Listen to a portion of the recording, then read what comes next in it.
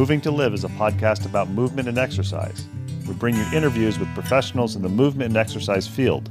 The goal is to provide information for other professionals and also amateur movement aficionados, people who understand that movement is part of what makes life complete.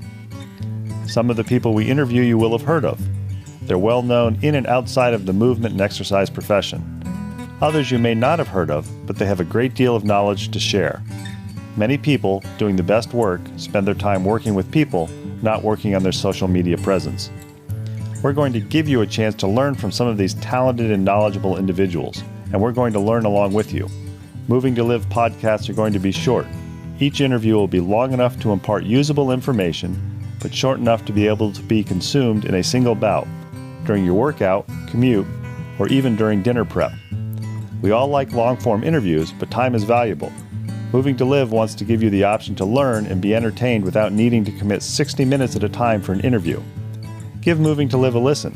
Check out our sister podcast, FitLab PGH, which highlights people, businesses, events, and activities in the Pittsburgh, Pennsylvania area that make movement a priority. Moving to Live would love to hear from you. Want to connect with us or have an idea for somebody you think we ought to interview? Drop us an email, mov2liv@gmail.com, or connect with us on Instagram and Twitter, both _mov2liv. We're excited to bring you these interviews, and we think you'll enjoy each and every one that we bring you.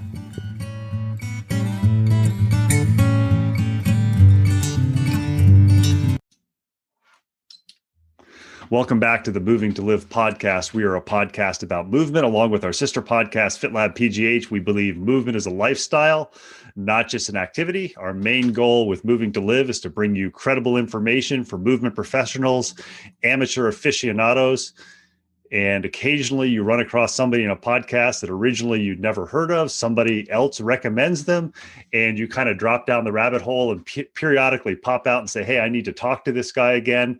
I want to thank today's guest, Don Moxley, for reaching out to me. Somewhere we exchanged phone numbers in addition to LinkedIn, et cetera. And he said, hey, you want to do a podcast again? And he's one of those people that, good or bad, whenever we get together and talk on a podcast, there's usually 45 or 50 minutes before the podcast, 45 or 50 minutes after the podcast. And before we start talking with Don and find out where his life's gone and how he's become mission-driven instead of job-driven, I think it's fair to say, Don, and I'm saying this jokingly, I'm a little bit pissed off at you because every time I talk to you, I end up writing down 5 or 6 books. And when I'm catching up with my book list, there it goes. So we've chatted a little bit beforehand, caught up, and now I've got 4 more books that I need to hunt down. So my book list is back up. So I am really happy to be able to talk to Don Moxley again. Don has one of those people who I think really meets the idea of it's not what you know, but how you know it. He's somebody who calls himself, I think this is a great name. He said, I'm an applied sports scientist. So he understands the science, but he also understands that it doesn't mean jack unless you can take that information and disseminate it to whoever you're working with, whether it's older people, younger people, athletes. Don, I know we've got a lot to talk about, so let's start to unpack it. Thanks for joining Moving to Live for a third time, our first third-time guest. No, I'm excited to be here. I love the work that you guys do, and I want to support it however I can. I know the last time we talked, I think it was a little bit over 2 years ago, you were working in medical marijuana, but we actually spent a lot of time talking about trauma, talking about stress relief, quality of life. You switched gears a little bit, but I think you're still in that idea of the ethos of Moving to Live is moving as a lifestyle, not just an activity. And I think just across the board, since I've known you, your idea is having that high quality of life and making other people aware. And when we were chatting before we started recording, you said something. You said, we need to make sure we get this on the podcast. And you said something along the lines, I'm going to let you repeat this or say it in your words, we're living in a fishbowl. What was that quote? Or if you could paraphrase what it was, because I think this is something that's really key, both for this interview and other interviews that we do on Moving to Live. Yeah, that it goes back to, thanks, Ben. What it goes back to is there was a great book I picked up years ago by Katie Bowman called Move Your DNA. And I think she was the first one to really point out the fact that we have listen, our species has been successful based on its ability to adapt. whether it's adapt to environment or adapt to change, some kind of change that we evolve. We're successful because we adapt. Our challenge is that we've evolved the need to adapt out of our entire life cycle. That we now live.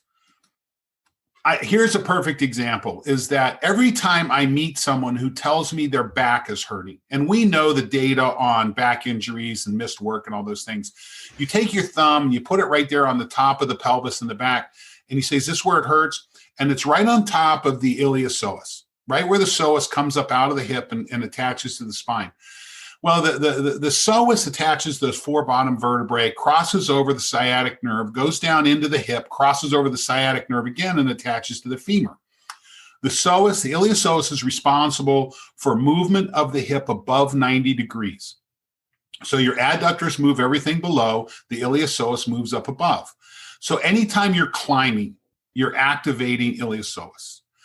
We've engineered climbing out of our lives. We don't step over rocks. We don't step up on things anymore. We don't, unless you're making a deliberate effort to go out and hike, unless you live in a house where you have to climb stairs. And we've even engineered stairs down to where you really don't have to bend your knee 90 degrees to get above it. So this is just a simple example. We have climate control in our home. So we never have to live outside a range of temperatures from, say, 60 degrees to 80 degrees, because we either heat it in the winter or cool it in the summer. We've eliminated the need to adapt. So this is what I refer to as the fish tank.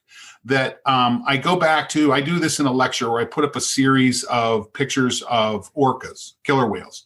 One is in captivity. You look at his dorsal fin and it's bent over. But when you see an orca in the wild, that dorsal fin is you. And again, most of them in captivity are bent over. Most of them in the wild are straight. But we know that in captivity, there's not enough of environmental stress on the orca to cause it to express its DNA for the straight dorsal fin. So the question I always go back to, in the environment that we live in our own aquariums, what are the environmental stresses that we have engineered out that's causing us not to adapt to the needs of our DNA? And again, Katie does a great job of this in her book. And so every time you take a look at a lifestyle or a wellness issue, something that's challenging people, I think it's always important to listen. I'm a huge proponent of evolutionary development. Again, we have a DNA set that's, it's been established, depending on who you read, for at least 100,000 years, maybe a million years, right? We started about 10,000, 12,000 years ago, engineering ourselves out of it with the development of agriculture. A couple hundred years ago, we go through the mechanical revolution. Again, for most people, we live in homes. I live in a ranch now. I don't have to climb a stair if I don't want to. So when my back is bothering me, it's usually because I've not integrated movement with my femur above 90 degrees. I've got a simple little exercise I do. It's called one of my aspirin exercises. You do this little fizzball thing where I pull my knees to my chest, and you know what? My back stops hurting. And it's interesting that you've brought up the example of back pain. I've herniated a number of discs in my life, which is anybody who's involved knows. Most of us will do that at some point. But I also had a period of time of about 10 years when I was starting my academic career where I reduced the amount of bicycling that I was doing. Mm-hmm. And that corresponded with increased back discomfort. Mm-hmm. The last 18 months or so, I've noticed 2 years, I've noticed, when I ride my bike 2 or 3 times a week, my back doesn't bother me. If my back's bothering me and I get on the bike, it feels good. And I've been kind of bouncing around ideas and thinking, why is this? What is this? And I realized my preferred method of bicycling, which I just realized is now when you were discussing this, is hills, climbing and standing, which is lots of isometric contraction of the lumbar musculature and hip flexion to 90 degrees or greater than 90 degrees. So you've just directly or indirectly answered my question that I've been pondering. It's like, what is it specifically about my bike riding that I do that reduces my back discomfort? And you've just answered it. It's the fact that other than climbing stairs, and the other thing that makes it feel better is when I climb hills, when I hike or I run up hills. And you've just directly or indirectly, whether you intended to, answer something I've been pondering periodically. Why is it that this feels better when I do this? Well, listen, I think there's simple. I believe there are simple explanations for a lot of the ailments that we deal with. And this has been the unique part of my experience over the last 5 years. The last time I think I was on the podcast, we were coming off having spent about 5 years over at Ohio State as a sports scientist there, and going through some really significant learning as it relates to understanding stress on athletes at an elite level, establishing KPIs, figuring, at some point in time, you've got to establish what makes a difference and what doesn't. And I think as an exercise community, we've got a lot of work to do there. We were talking earlier about, Instagram coaches and the role of social media in either the evolution or devolution of exercise science and the practice of. But at some point in time, you have to establish what makes a difference. What are the KPIs? But you also have to figure out, what do you measure? And Ben, here's what I've learned in the last 2.5 years. We don't know. We don't even are close to having a clue as to all of the elements that we're manipulating. We do our exercise prescription based on essentially max and an anaerobic threshold. Where do we switch from aerobic to anaerobic, and what is our maximal level? The reason we do that is because we learned how to measure O2 CO2 in the lab, and everything goes back to O2 CO2. Okay, that's what drives all of these exercise prescriptions. Well, I think I talked about this in the last podcast, but one of the things that was interesting about the work that I've done in cannabis is that we have part of our central nervous system is called the endocannabinoid system. So our nervous system has receptors that we've identified, CB1, CB2 receptors. We have ligands, so we have little molecules that bond with those receptors, and we have enzymes that either activate or deactivate the enzyme. That's what makes a system. You and I have taught, between us, we've taught exercise science do we have 50 years under our belt now? I think we're probably a little bit. Pretty close to that or more. And I had to jump headfirst into the pot pool to learn about the endocannabinoid system. And so one of those ligands that's naturally produced is called anandamide. Anandamide is an exercise-driven molecule. As you move more, you create more anandamide.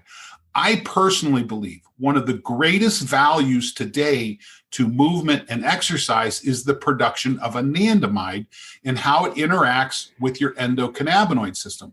Because when we take a look at CB1 and CB2 receptors, we see a modification of anxiety. We see the activation of recovery. We see the moderation of pain. So it's not just your CB1, CB2 receptors. We see it acting in pain receptors and things like that. And I think something to break in that you brought up the last time that partially contributed to dropping me down the rabbit hole is, you just mentioned a few moments ago that you had to teach yourself about the endocannabinoid system. And I know you mentioned in the last podcast that we did a couple of years ago, there's actually a fairly robust body of research on that. And I remember you mentioning that to me and you going, it's not done in the US. Some of it is sponsored by the US, but it's done in Britain and even more in Israel. Yeah. And for the listeners there, if you, we'll get Don to mention a couple of authors right here, but if you get on Medline or PubMed, there are a lot of ResearchGate, there are a lot of articles that are free for you to download and read that shows a fairly extensive body of research that at least will give you some background of saying this is what the Instagram wahoos are talking about when they say, oh, this will make it better. This will give you more information and probably raise more questions than it gives you answers, which I think is a good thing. Yeah, and it goes back to this, is that the activation of the endocannabinoid system, the production of anandamide, may be one of the single most valuable effects of exercise. Okay. So just getting out and move, you're producing. Now, the problem is we don't have the ability to measure it easily right now. We know it's there. We're working with a lot of hypothesis-driven learning here. There's a lot of science to support this. We know that the introduction of some exogenous molecules affects. So this is where cannabis extracts, whether they be the cannabinoids or the terpenoids, that, listen, there's an entire business of essential oils in the world that's built on the production and the distribution of terpenes. Terpenes are these little chemical molecules that come from essential oils. There's over 400 in cannabis. There's 400 advanced pharmaceutical ingredients in a cannabis plant. The challenge is they're not predictable in the production necessarily. But this is one of the values of starting to get outside the box on your thinking as it relates to what are the benefits, not just what are the benefits, what are the necessities of movement, okay? And again, you and I talked about this a little bit beforehand. One of the things I've noticed in my life, and something that has become a big part of my recommendations, is the value of zone 2 work. And this is zone 2 out of a 5-zone heart rate system. So anyone who, first of all, I can't imagine exercise without a heart rate monitor anymore. There's too many things that go with this, too many value propositions, not the least of which is the scoreboard that you create that motivates you. But when you start to take a look at everything around exercise, seems to be around threshold, which is the top of zone 3, the bottom of zone 4. Listen, it doesn't take a lot of work to look at zone 4 and see that it's probably a black hole as far as exercise in zone 4. Maybe black hole is the wrong word. I've heard it termed way back in the 90s as the gray zone. Yeah, that there's no benefit that comes from exercising in zone 4 that you don't get by staying in zone 3. There's no additional benefit there. Now, there is benefit of going up and touching max, going into zone 5, coming down, going into zone 5, coming down. But there's very little benefit of being in zone 4 above being in zone 3. So this is an economic issue. If I have time to invest and I'm looking to trigger a process, this is one of the other concepts that I think is interesting, that from an exercise professional standpoint, I think about what is the outcome I'm looking for? What is the physiological outcome I'm looking for? Am I trying to trigger max strength development? Am I trying to trigger hypertrophy? Am I trying to trigger metabolic development? What is the trigger? Because I think from an exercise standpoint, we see the effects of overtraining / maladaptation. It happens all the time. Our challenge is that zone 4 is where you feel it. Everyone's so used to going out and doing a workout and they want to feel it. Well, freaking zone 4 is where you feel it. The challenge is that you're burning some energy there that may be better preserved for something else. And if you spend too much time there, cortisol is going to get the best of you. I'm going to break in with a question that's maybe putting you on the hot seat. I don't think it is. I suspect you and I think similarly on this, and I think it really fits in because part of our job as professionals, I really believe, is to educate people who maybe are looking for that education. But you've described zone 2, you've described zone 4 and zone 5, and now I'm just thinking, if you get on the internet and there's that nasty internet, the good thing is it gives you a lot of information. The bad thing is it gives you a lot of the information. But if you look at what people talk about as their favorite workouts, or the workouts that the fitness trainers at many facilities put out there, or people say this is good, they're essentially zone 4, zone 5, high intensity interval workouts. People like them because they sweat, they work hard, it's measurable. And I know you've got a background of having done some ultra endurance exercise, and you're a little sick because you were a wrestler in college. So you like that suffering. To go out and do zone 1, zone 2 work, unless you really enjoy that exercise, people are going to say it's boring. And when they say it's boring, they say, I don't have time. Now, I disagree with that, but I'm interested because to me, there's nothing better than going out for what's been termed by people I know as shoot the pooch rides or something, where, you ride 3 or 4 hours, you hike for 3 or 4 hours, and your heart rate barely touches zone 4, maybe on 1 or 2 hills. That to me is like the perfect day. But many people agree. But how do you teach that, or what are some thoughts that you can give to people who are listening? Maybe they're working professionally, or maybe they're just amateur aficionados who are hung up on that mentality. Harder is better. Which first of all, you teach. Okay. First of all, you understand the physiological impact of these things. My daughter has been a guinea pig for me her whole life. And she just finished up her collegiate career. She played lacrosse at Ohio State. So she's transitioning from a Division I athlete now to regular human scale. And she and her buddy just went and joined Orange Theory. And listen, I love Orange Theory. Was originally a client of mine when I was still with Polar. They were just opening up in South Florida. And I love the idea of putting, listen, they're doing heart rate driven stuff. They're doing a lot of good stuff. But at the end of the day, here's our challenge. They're giving people what they want.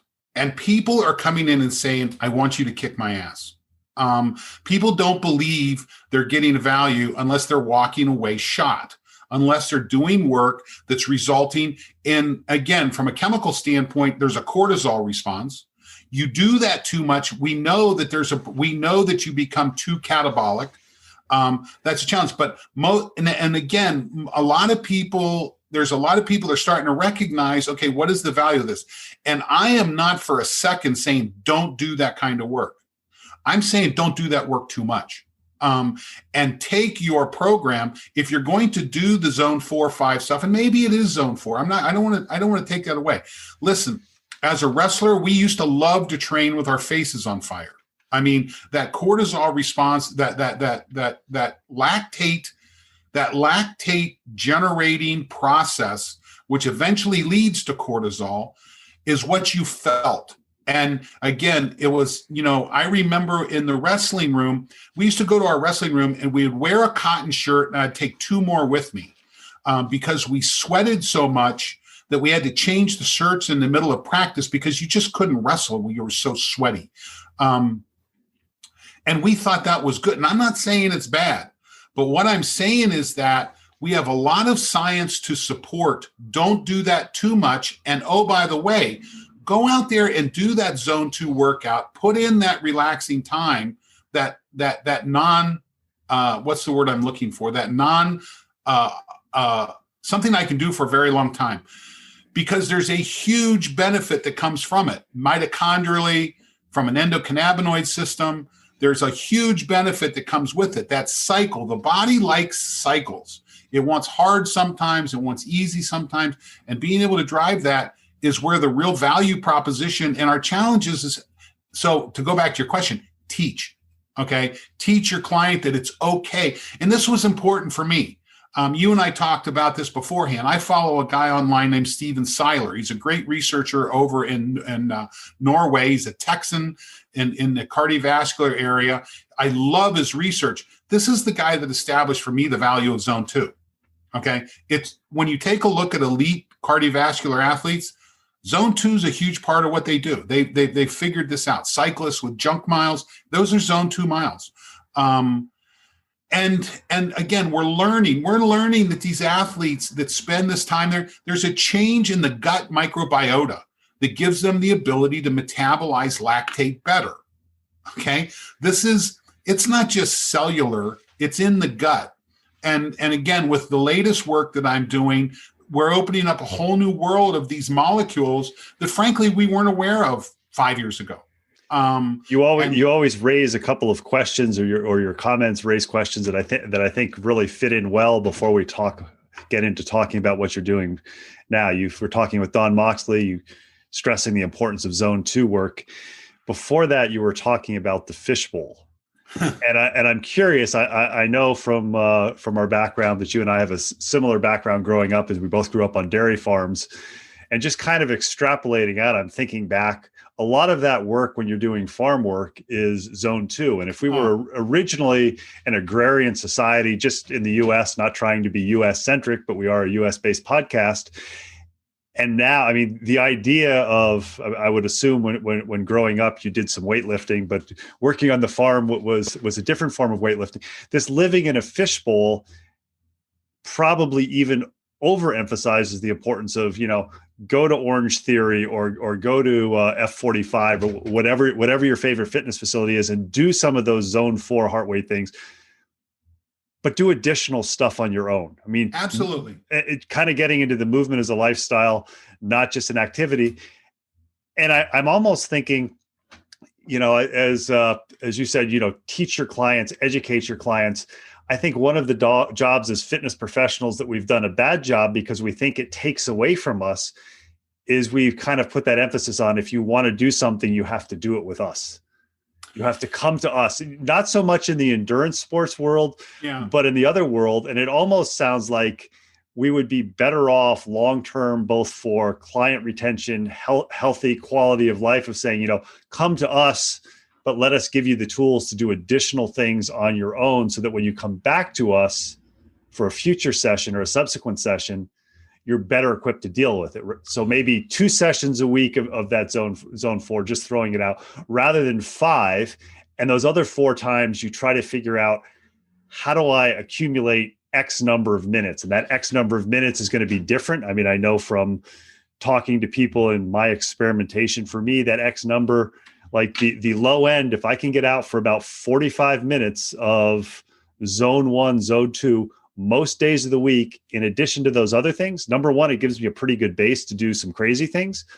But number 2, without doing any lab work, et cetera, I'm calmer. I'm better able to deal with people. I'm more productive in my work.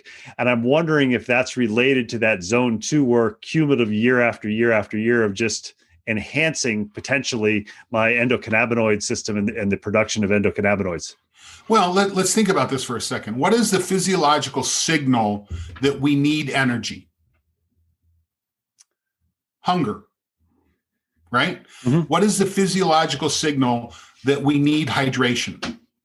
Thirst. So what is anxiety? Okay. A lot of times I think the general public, and I think they see anxiety as the storing of excess energy. I don't see it that way. I don't think exercise burns off anxiety. Exercise creates molecules that then lower anxiety. Anxiety is the signal of your body to move. Okay, if you're anxious, move. We can explain this with endocannabinoid system behavior. We can explain this with the molecules, the ligands, the receptors. This all comes into play. Okay, so I think this is the challenge for the next generation. Oh, by the way, and I don't want to just I'm not throwing Orange Theory under the bus. I think that's why I mentioned. I think rather than saying just Orange Theory, any CrossFit, any of them, any organized high intensity exercise training program. Yeah. Now, listen, when you go to Orange Theory, here's what these guys do. They put a heart rate. They sell you a heart rate monitor that you wear, that you see your name on the wall. You see what's going on. That heart rate monitor will also talk to your cell phone. So if you want to go exercise on your own and do a 2-hour walk on your own, do a little forest bathing along the way, get out of your aquarium, get out into the real environment. Well, that heart rate monitor will talk to your phone. It can be multi-dimensional in its value. And again, this is, you would hope you get to the point to where you're owning your own shit, for the lack of a better term. What's it take for me? Listen, I am constantly looking at what's it take for me to be healthier. And now, again, with my last transition, I'm working with a company now called Longevity Labs. And I went to Longevity Labs, I guess it's been April or May last year. About the same time, I brought my 85-year-old mother back up from Florida, and she lived with us. And we found out that that her breast cancer had come back. She'd been a breast cancer survivor for 15 years. And I just watched, I had to help my mother transition through the end of her life, through the whole hospice thing. And Listen, when you're working for a company called Longevity Labs and you're spending your time, I mean, my desk is now covered with articles on longevity and what leads to longevity and the books, and you're doing this reading. It's still the same physiological processes that we deal with as exercise and performance physiologists, but it's about the extending health span throughout lifespan. This has been significant. And at the end of the day, I take a look at, okay, what are my behaviors? What are the things that I do? I mean, to go back and support a statement you made a little bit ago, I never lifted, there was never a strength training session that delivered more value than the summer day that we had to put 10,000 bales of hay in the barn. Okay, there's no equivalent to that. There was a little heat training built into that also. You're not kidding. Yeah, there's some heat shock proteins. And oh, by the way, we finished up the day and we usually wound up at a farm pond, diving into the farm pond, getting a little cold shock treatment too. So there's some contrast going on. But, when you take a look at again, there's been this transition. What are the elements of my life that are missing? What do I have to do? My DNA is different than your DNA. My mother my mother passed away at 85 years old. My dad passed away at 57 years old. So I'm now a year older than my dad when he passed. No, I take that back. My dad had a major coronary at 57 years old, and he's lucky to have lived through it. He then got another 20 years on top of that, but my dad could have punched his ticket, so that's in the back of my mind. Where are my genetics? What do my genetics say? What do I need to pay attention to? I'm an insulin resistant type 2 diabetic. So that means I have crappy insulin receptors. And what I've now learned is it's probably more than just the insulin receptors. It's also mitochondria behavior. It's your ability of your mitochondria. When you take a look at mitochondria in the muscle, their ability to clear sugar from the bloodstream far exceeds anything that the universal insulin receptors are able to clear from the bloodstream. So exercise now becomes an even more critical part for me. And when you're type 2, you know what? When it comes to longevity, we got to pay attention to this. We then lead into these processes of cellular renewal, this process that's called autophagy, which I believe is one of the topics that's going to get very hot in the next 5 to 10 years. Understanding cellular renewal, what drives it. At a science level, we spend a lot of time talking about cellular regulators like mTOR, the protein in our cell that regulates nutrients, and essentially we use it in an anabolic state. Well, with exercise, we produce, there's another signal, AMPK, AMP kinase, which when we're exercising, we have ATP drop, we have AMP increase. Well, this regulates mTOR. This says to the body, don't go into a building state. Your resources are limited. Well, we're also learning that there's something that comes with that called autophagy, where the cell looks inside itself and says, you know what, we've got some proteins in here that aren't really doing anything. They might have been malformed in their production. We've got some organelles. We may have some mitochondria that have just worn themselves out. Let's go ahead and digest them. Let's get them out of the cell. Let's use those parts to build new parts. Well, when we take a look at longevity, this autophagy process is really important. And it expands. This isn't just in humans. This goes across all model organisms. We can measure this in baker's yeast. We see this in fruit flies. We see this in nematodes. We see this in mice. We see this in primates.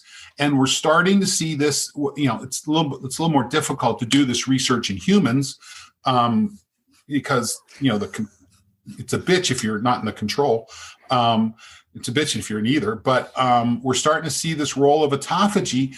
And again, I go back to, this is an exercise nutrition-driven process, which should be part of the exercise specialist domain. Somebody's listening to this. We're talking with Don Moxley, and they're saying, well, you're giving us a lot of information. basically in 10 seconds, why should I care? Why is it important to me?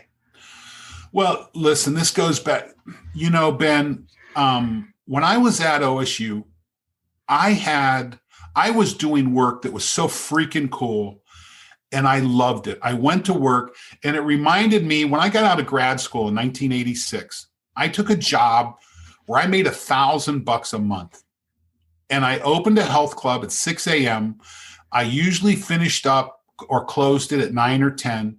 And I freaking loved every minute of the day. Now, financially, I had to find something to, $1,000 a month back in 1987, 88. That's a different story than it is today.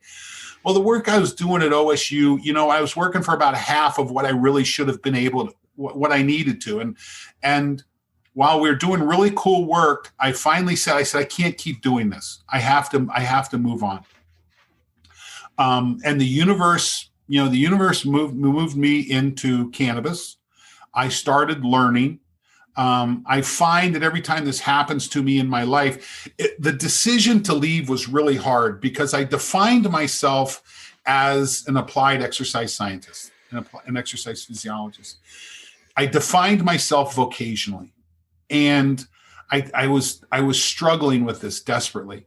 And I don't remember what actually got me triggered. And I decided, okay, what is my mission? What is my personal mission in life?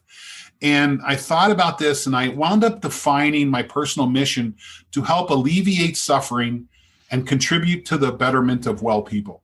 That's kind of what I'm on earth here to figure out. Now, you know what? Having a background as an exercise physiologist is helpful in the fulfillment of that mission. Understanding exercise and movement is really important. I distinctly remember when I saw my mother stop moving or slow down, I saw her kind of say, okay, I'm done.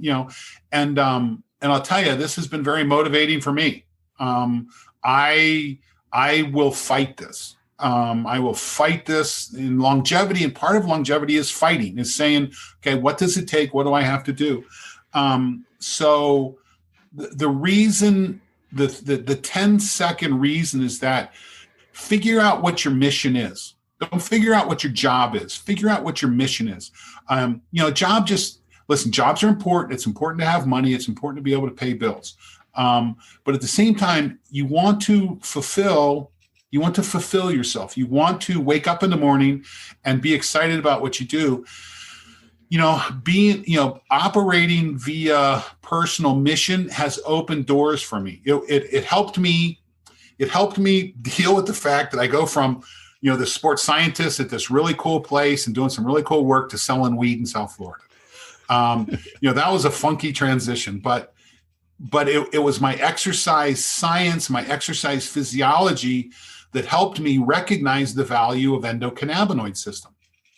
And I know there's some people out there who they have a job to pay the bills, and then they have a passion project on the side. And there's a number of people I've met through FitLab Pittsburgh. It's like, I couldn't tell you what they do for a living, but they have something to do on the side. It sounds like at some point you realized, okay, this is what my mission in life is, and whether it was which happened first, this is my mission in life, or you got a job selling weed and said, oh, this is my mission, is to help people.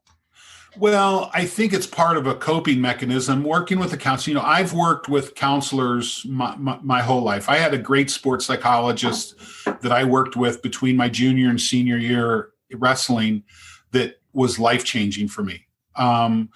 And ever since then, I have had counselors in my life, whether they be psychologists. They're usually psychologists of some kind, and frankly, a lot of my personal reading comes from people like Csikszentmihalyi's concepts of flow, and this is now being driven by a guy named Stephen Kotler. Stephen and I have become friends, and he's written a couple books, The Rise of Superman, and similar books. He drives the Flow Research Collective.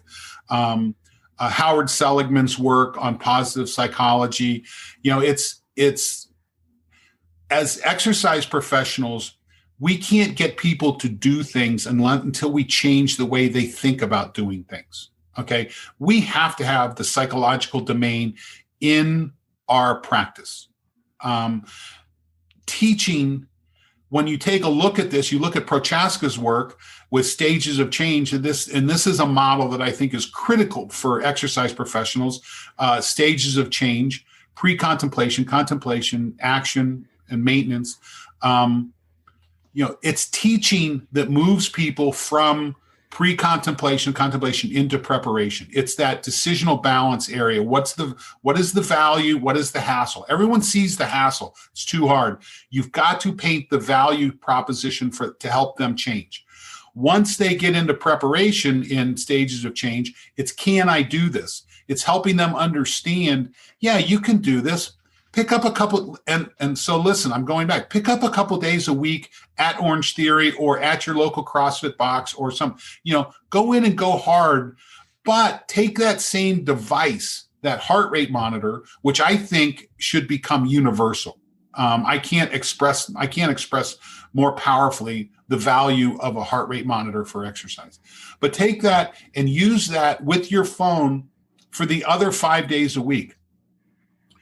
We talk about exercise. The American College of Sports Medicine defines exercise as what? 5 days a week, low level, 2 or 3 days a week, throw some strength in there. I can't throw the definition right out there. No, movement is daily. Okay. We didn't evolve to move 4 days a week, 3 days a week. We evolved to move daily. The challenge is creating the motivation to do that.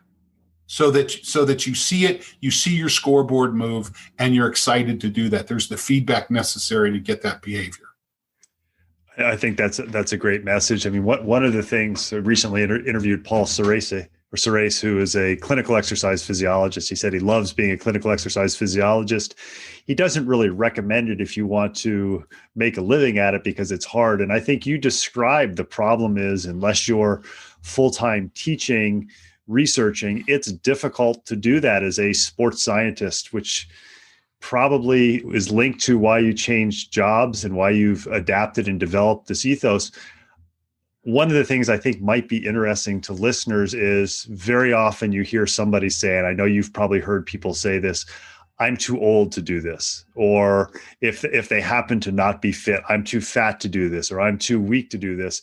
And I know my dad went to law school when he was 73 or 74, and he's 86 or 87 now. And he's a part-time public defender.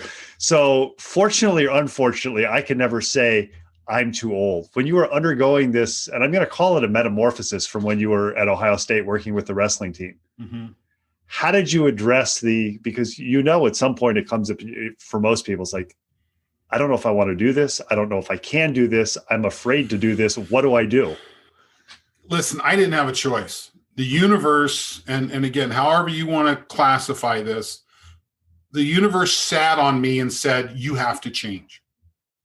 And I could have fought it. I could have kept fighting it. I said, you know what? Nope, stop fighting. Let's recognize the fact that this door is closing. It's getting closed. There's not, stop fighting to keep the door open. Take a step back and look for the next open door. And Ben, I think if you're an exercise professional, a key skill set is lifetime learner, is the willingness to continue to explore. I believe endocannabinoid system should be chapter 2 of Exercise 101. The value of endocannabinoids in exercise is it's not cardiac performance. It's central nervous system performance. And we explain this and we'll eventually get there. I was disappointed. My daughter just finished up a degree at Ohio State in exercise science. Endocannabinoid system's not part of the curriculum yet. I don't know if it's part of your curriculum yet. I know it's only part of 18% of med schools. I was just invited. I'm doing a continuing education talk to a group here in Columbus of physicians and physical therapists. I'm doing it on the endocannabinoid system. Pennsylvania, where you're at, Ohio, where I'm at, are both medical marijuana legal states now. And there's a lot of physicians. There's still a lot of stigma around this. And we keep extending this. Let's go past cannabis. So one of the things that we see expanding in the fitness and human performance, the biohacking realm, is the utilization of this thing called intermittent fasting. There's a fasting process. What is the value of fasting? Well, the research shows us that organisms that have caloric restriction in their life cycle live longer than organisms that don't. Okay. We live, part of our aquarium is we've got too much energy available. We live in an energy toxic environment. And we are wired, one of the books I really love is Rob Wolf's book, Wired to Eat. Part of the evolutionary response is that food, we didn't have refrigerators, 10,000, 20,000 years ago. And we went for periods of time where we did not have calories available to us. There was natural calorie restriction. Well, what's been the impact of too much energy? Well, it looks like part of that impact of too much energy is the lack of autophagy in the cell, the lack of cellular renewal. And again, the universe has kind of put me in this place. So I'm working with this company called Longevity Labs. One of the founders is a researcher in Austria, a guy by the name of Frank Medeo, who identified this molecule that triggers autophagy. So in every cell of your body, there is a molecule, and this is men, women, plants. There's in the cell, there's this molecule called spermidine. And spermidine, it is manufactured either in the cell on demand, it's manufactured in the gut, and it's also a natural circulating molecule, but spermidine triggers autophagy. What we have found is that spermidine levels drop in humans every decade. So when we take a look, if we measure spermidine levels, and this also happens in model organisms too, but spermidine levels drop over time. Autophagy, the ability to have cellular renewal, is part of your immune response system. Once a virus or a bacteria enters a cell, if you've got a clogged up, junky cell that's not experienced autophagy, it does not fight off the infection as well. And we talked about the fact of, we're recording this in December of 2020. We're in the middle of a big surge with COVID. I had COVID symptoms back in April, something called COVID toes, but I was never really symptomatic. Oh, by the way, I started as part of my own personal practice, intermittent fasting, as a tool for managing my insulin resistance, cleaning up. So two of the things that I had started a while back was, one, a lot of intermittent fasting, and two, a lot of zone 2 training, because type 2 diabetics, crappy receptors and low performing mitochondria. So mitochondria development happens in zone 2. So I was really investing time there. I was doing a lot of intermittent fasting. It looks like I had an infection back in February, the end of February. I was in Florida at a conference. But you know what? I didn't get very sick. Now, I've never gotten antibody positive from that too. And, we don't fully understand this virus yet, but we do know that organisms with high levels of autophagy have improved immune response. The research that we're seeing on this is that when you start taking a look at neurological problems, when you look at like Alzheimer's and Parkinson's, there are proteins in the nervous cells that just don't belong, the tau proteins. Well, autophagy is a process for cleaning these proteins out. And we've got some really interesting research. We've got a study coming out in Nature looking at spermidine supplementation and COVID replication that's going to be impressive. We just finished up data in Germany that's going to be equally impressive when we start to take a look at neurological disorders. But it doesn't change the fact we have research now that shows spermidine levels drop with age. You can supplement spermidine levels orally. We extract it from wheat germ and put it into a supplement called Spermidine Life. It's very well tolerated in humans. There's tons of support looking at model organisms, but from going back at this as a tool of informing exercise professionals, endocannabinoid system is something we didn't pick up in school. Autophagy is literally, they just gave a Nobel Prize for autophagy in 2016. We're just starting to understand the mechanisms of this. Spermidine was someone called me. It was funny. I have a really good friend down in Pensacola, Florida at the Institute of Human Machine Cognition. Ken, I don't know if you listen to Ken Ford's STEM Talk podcast. Easily the single best human performance podcast, of course, after Move to Live. The best podcast from a human out there. I love Ken. I love the work that he does. And he is a guy that I turn to every time I make a professional decision. And I'm invited to go work with this company. And I texted Ken. I said, have you ever heard of this molecule spermidine? Well, my phone freaking spell checks it from spermidine to spermicide. And in the note, he figured out that I'm talking about spermidine. And he says, yeah, but I didn't know that you could get this naturally yet. I'm like, yeah, well, we've come across this company and we're going to be spinning this up.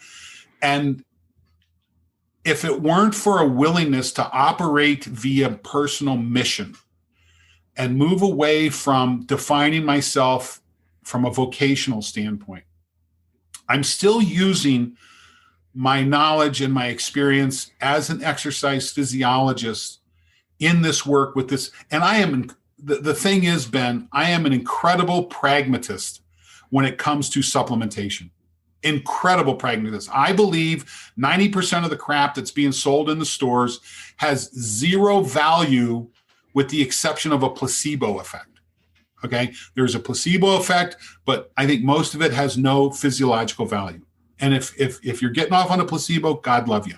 But I like working with supplements that we can figure out, okay, there's more to this than just placebo.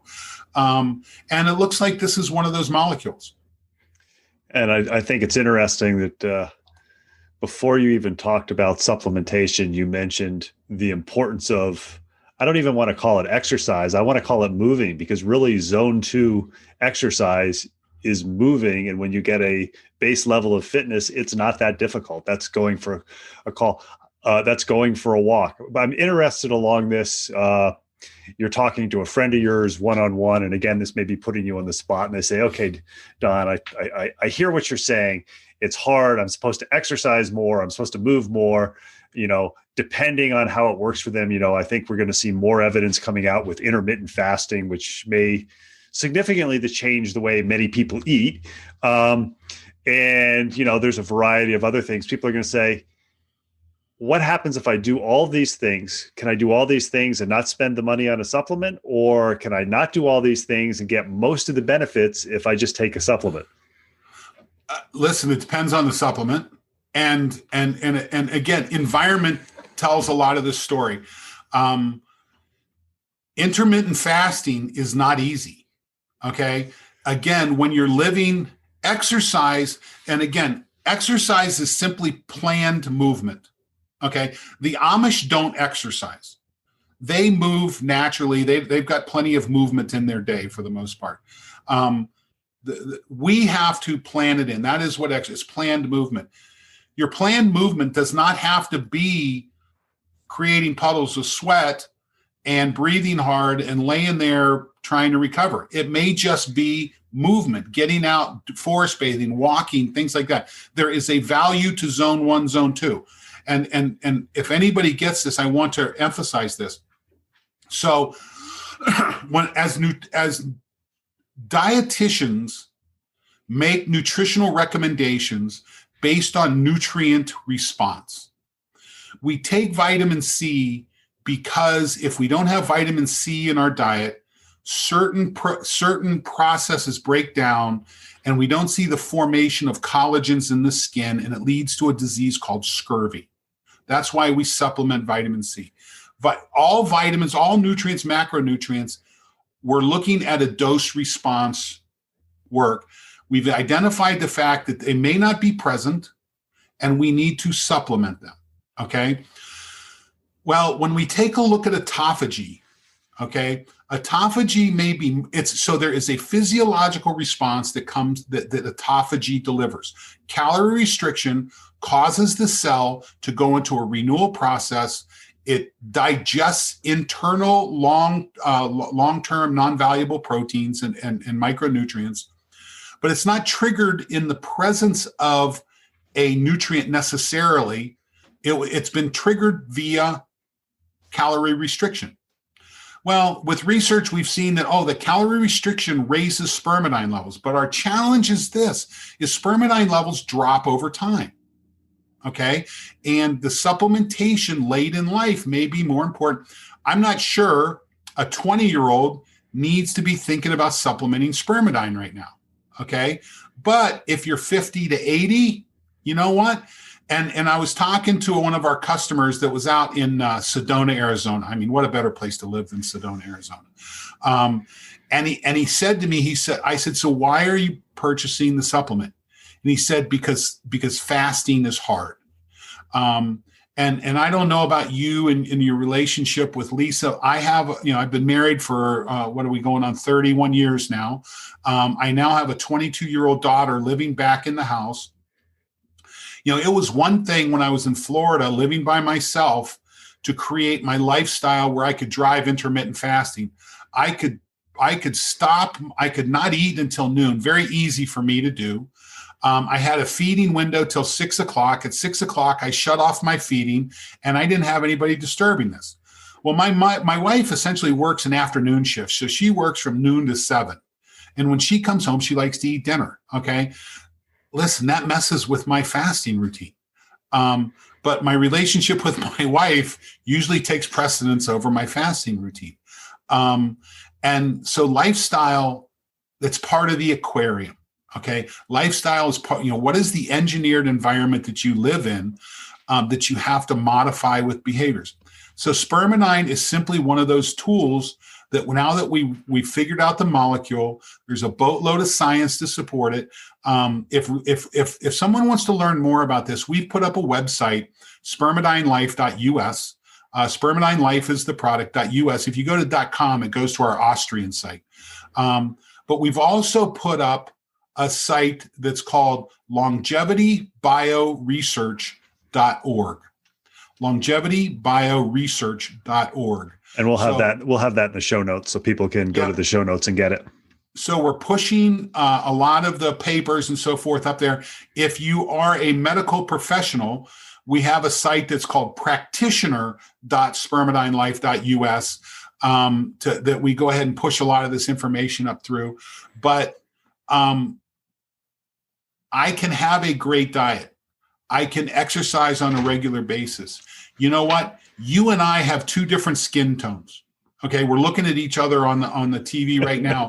We have two different genetic backgrounds. You may be producing vitamin D from the light that you're getting more effectively than I am. I may take a little bit more light than you. So I have to modify my routine to get a little bit more direct light. So in my personal life, I am investing in sauna. I am investing in light therapy. Listen, one of the things I learned living in Florida, man, I turn brown and I feel good. Being in that tropical environment and being able, I said, if I'm going to live in Florida, I'm going to wake up and see the ocean every day. I did that. I got to spend a lot more time in the sun than what I do in Central Ohio. I'll take a winter in Ohio over a summer in South Florida any day. I did learn that. But when I'm in Central Ohio, I have to pay attention to light. There's other nutrients that come into play here. I have to pay attention to what is the effect of my aquarium? What is being engineered out of my life? And this is the challenge. And so Spermidine Life is one of those unique molecules that it's been pretty cool to learn about the value of autophagy's impact on a lot of these physiological conditions. Same reason we exercise. There's benefit from that. I think you can exercise and intermittent fast and light yourself to good health. Probably can do that. But I still take a 1-a-day vitamin. I still take I supplement vitamin D more because I think there's a particular guy with my skin tone and living in Central Ohio. We won't see the sun now till April, right? Mm-hmm. So I have to invest in that process somehow. Well, I'm investing now too, also in the spermidine process, because the value of autophagy, when you start taking a look at longevity, and longevity being that combination of health span and lifespan, I want more days. I want more days to live, but I also want more life in my days. Again, I go back to helping my mom transition from the living to through the end of her life. I'll tell you, it was hard. And watching, I don't want the end of my life to be like that. I don't want to be attached to a tube. I know I've told the story before that when my parents were first married, they knew a lady who fell and broke her hip. And this was in the 60s. And at that point, they stick them in bed because, they're not going to live that long. The woman was 80 something. She lived, I believe, another 20 years. Wow. And I used to tell this story in a college health class when I was living in Florida. And I agree with you 100% on those summers. But I was thinking on Thanksgiving when I was riding my bike in 30-degree weather, I missed the Thanksgiving rides. But there was a gentleman on Labor Day who was in his 80s who went out for a bike ride and had a massive stroke, fell off his bike and was dead when he hit the ground. And I used to blow the minds of the college freshmen by saying, "Isn't that wonderful?" And they'd look at me like I was crazy. But I think if you talk to people as they age, and I found this with Moving to Live when I talk to people who have been athletes. If I talked to you when you were 25, even shortly after your Ohio State wrestling career, you probably said, if you were doing your endurance sports, I want to run this time, or I want to ride this speed on a 40K time trial. I suspect somewhere around 35 or 40, something switched. And if I'd ask you that question again, you'd say, I just want to be able to do what I want to do when I want to do it until I can't do it. And I think that's what you talk about, living life. Yeah, I'll tell you, I have a personal goal. So in Central Ohio, we have this ride. We have a bike ride that goes from Columbus down to Portsmouth. It's called the Tour of the Scioto River Valley. Most years, there's 6,000 to 9,000 riders on this thing. And I've done this thing a bunch of times. If you're in the cycling community, it's a rite of passage on Mother's Day weekend.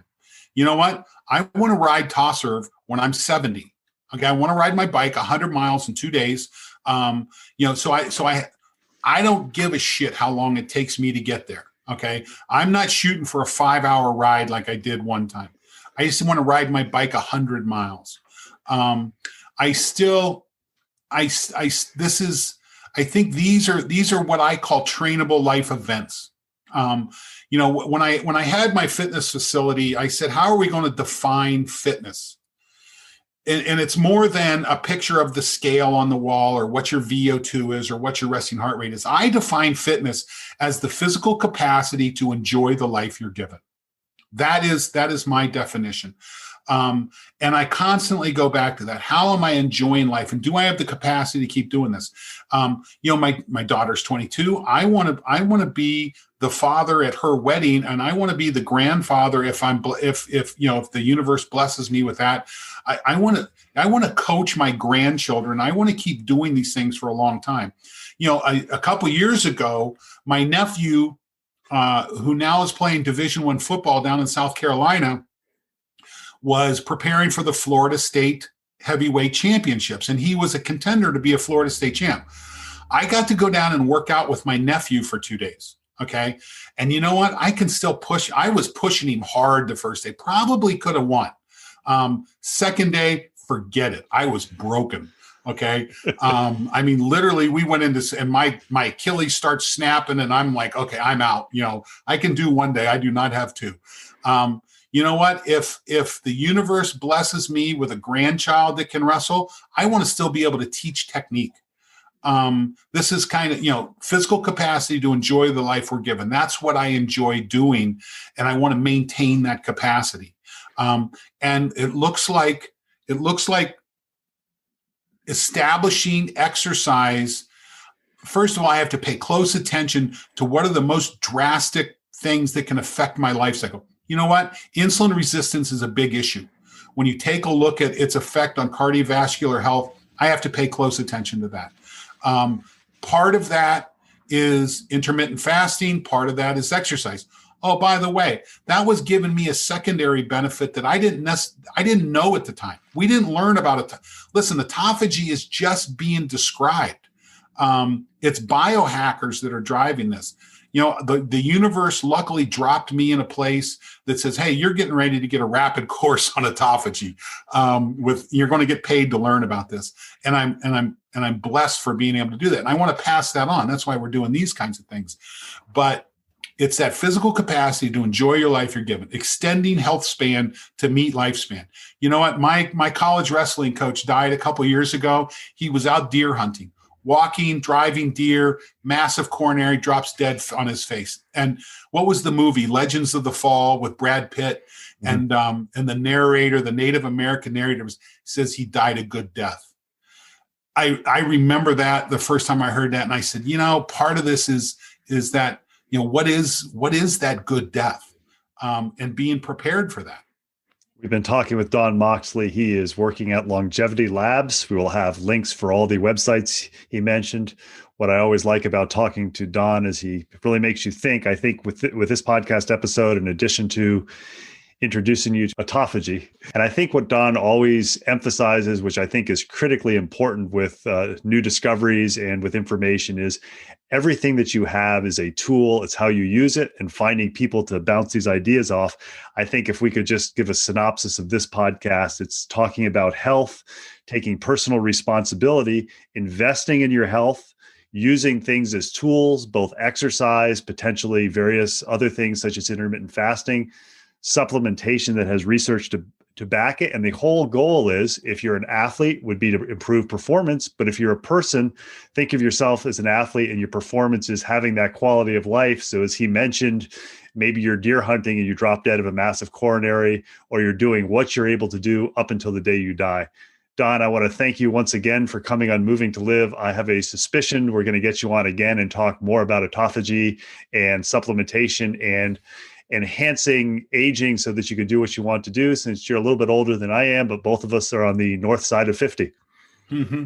Yeah. And if listeners listen, what we're going to do. So if you go to spermidinelife.us, our website, and you want to try Spermidine Life, use the code M2L. So M, the number 2, the letter L, 50, M2L 50, and that'll get you 50% off your first purchase. So if you want to try Spermidine Life and you learned about it, put in that code and you'll get half off.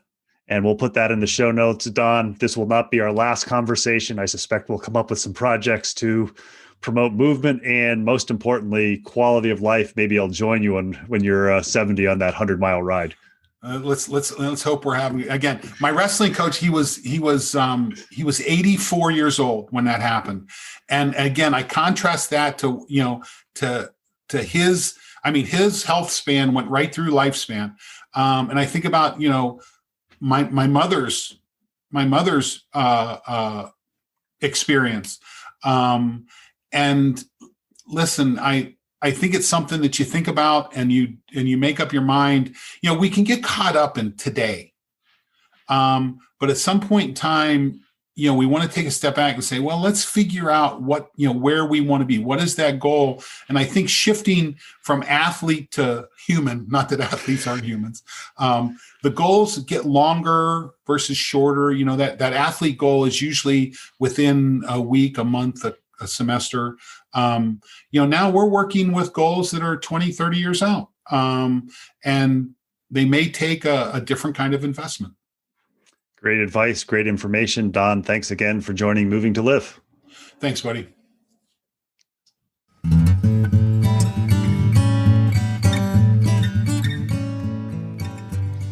Thanks for listening to the latest episode of Moving to Live. Make sure you check out the show notes for contact information for our latest guest, as well as links about all the things we talked about. Intro and exit music is Traveling Light by Jason Shaw. You can subscribe to Moving to Live on Stitcher, Apple Podcasts, and Google Play, and be notified about new episode releases. Have any questions, comments, or suggestions? Drop us an email, MOV2LIV@gmail.com. @moving2live@gmail.com.